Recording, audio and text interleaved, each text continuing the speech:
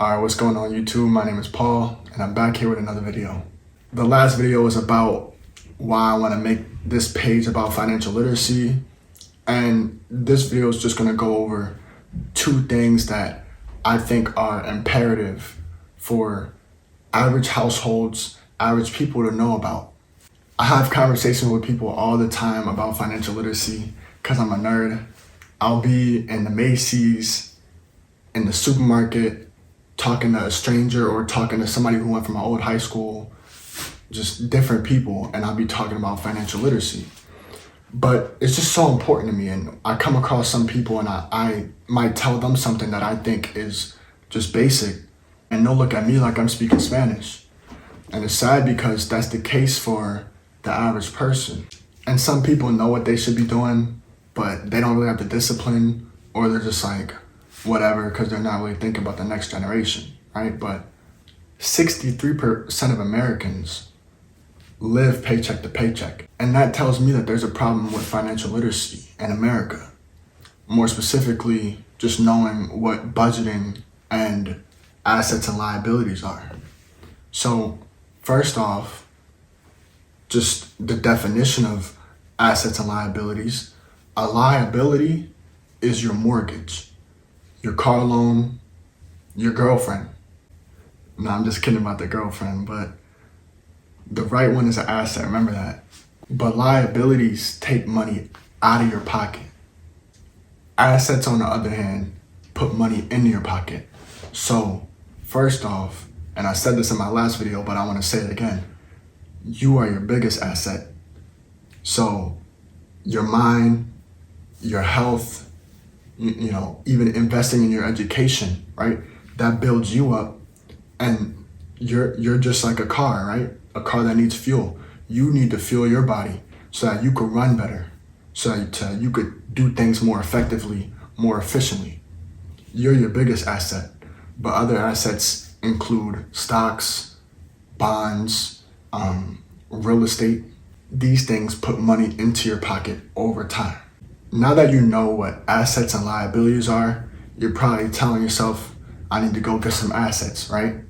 But I talk to a lot of people that sometimes make excuses about why they don't have assets, you know? And I really feel like it comes down to budgeting. If you just have too many wants, then that's a choice, right? So you're kind of making that choice to stay where you're at or have money to buy different assets. Now, there's different ways to budget. You could go about budgeting different ways, but one of the most popular ways that I've heard about is the 50-30-20 rule. Now, the 50-30-20 rule is 50% needs. So that's your housing, groceries, we're not going hungry. You know, it's your insurance, etc. Things like that, things that you need. 30% goes towards your wants. That's the Baccarat and the new Jordans that you get, you know. And now, see, that's an option, right? You could say, do I really? Now you gotta treat yourself, right? But that's an option. If you getting that Baccarat, you don't need that Baccarat, because you got Axe at the supermarket, right? You don't need Baccarat, so you have that option to really make this 30% or 20% or 10%, right? Now, in the 50-30-20 rule, the 20% goes towards savings, stocks, bonds, right? And different investments. 20% is going to your financial future. Now, here's another bonus. Inside that 20% for your financial future, we're thinking about the future, so you should have an emergency fund.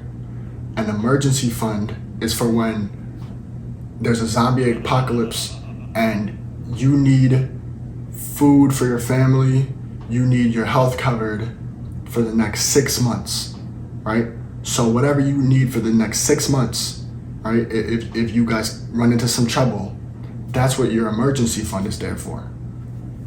Now, your budget can be geared to who you are and what position you're in.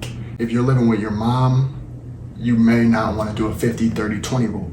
You may want to just do a 80-10-10.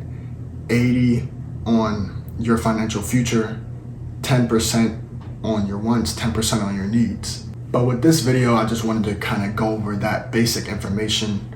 I do want to go into things such as investing and how to pick different companies,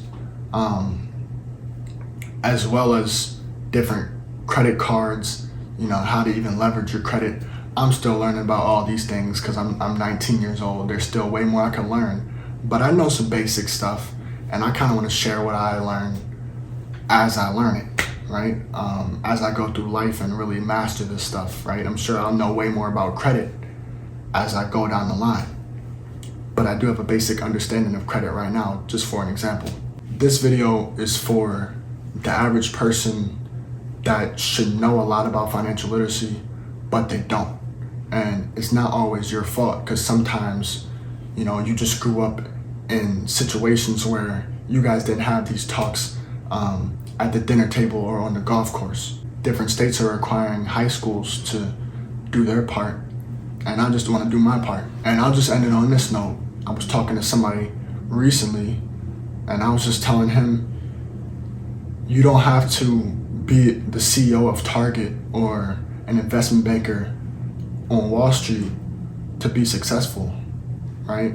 I feel like there's so many people that fear not being successful, or making a lot of money is not all the time success, but I'll just switch it to they fear not making a lot of money, right? And I feel like the money part is easy. I feel like the hard part is finding something that really fulfills you. But I feel like the money part is easy if you just know some basic stuff about financial literacy and you can stay disciplined. Then I feel like that's easy. You can work a regular job that doesn't even pay six figures, and if you can just know what assets and liabilities are, and you can budget and stay consistent and have some discipline, you're looking good. So in future videos, I just want to go over some things that are a little bit farther from basic, right? Like I said, credit, that's kind of a step up, right? Real estate, I don't know too much about that, but I could do some research and talk about that a little bit, and just stocks, right? And as I just learn more and more and more, I could come to YouTube and give you guys the game that I've learned, right? And hopefully 10 years from now, I'm just an expert and you guys could be experts right there with me. I'm glad today I was just able to go over the basic information that I wanted to get over just on financial literacy, budgeting, assets over liabilities. Thank you so much if you watched this video thus far. I appreciate the support. Like, comment, subscribe if you enjoyed this video, and we'll be with the next one pretty soon. Take care.